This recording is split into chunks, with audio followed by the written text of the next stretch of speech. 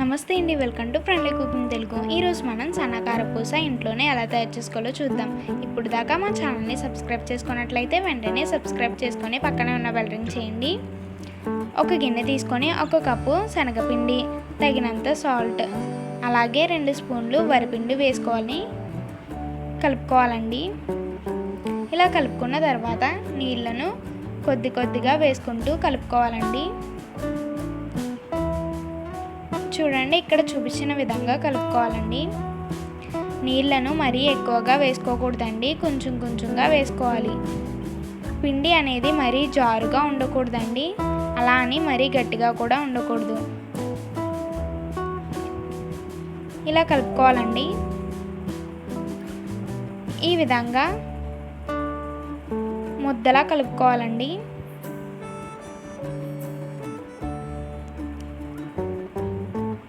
ఇలా ఉండయ్యేటట్లు కలుపుకోవాలండి. తర్వాత జంతికల గొట్టం తీసుకొని ఈ విధంగా ఉన్న ప్లేట్ని పెట్టుకొని ఆయిల్ రాసుకొని ముద్దను పెట్టుకోవాలండి. తర్వాత స్టవ్ మీద కడాయి పెట్టుకొని తగినంత నూనె వేసుకొని నూనె బాగా మరిగిన తర్వాత ముందుగా జంతికల గొట్టంలో పెట్టుకున్న పిండిని ఈ విధంగా వేసుకోవాలండి. చూడండి, ఈ విధంగా వేయించుకోవాలండి. 2 వైపులా తిప్పుకుంటూ వేయించుకోవాలండి. ఒక స్టిక్ని తీసుకొని ఈ విధంగా తిప్పుకోవాలండి. ఇలా 2 వైపులా వేయించుకోవాలండి. వీటిని చల్లారిన తర్వాత ఒక ఎయిర్టైట్ బాక్స్లో పెట్టుకోవాలండి, లేకపోతే మెత్తబడిపోతాయి.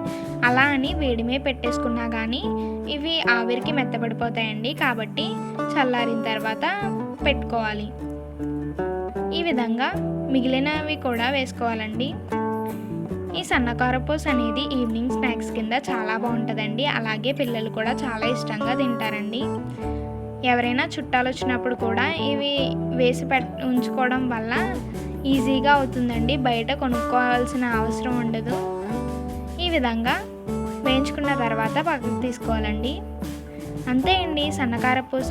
ఈ వీడియో కనుక మీకు నచ్చినట్టయితే లైక్ చేయండి, మీ ఫ్రెండ్స్ అండ్ ఫ్యామిలీ మెంబర్స్కి షేర్ చేయండి, సబ్స్క్రైబ్ చేసుకొని పక్కన ఉన్న బెల్ రింగ్ చేయండి. Thanks for watching.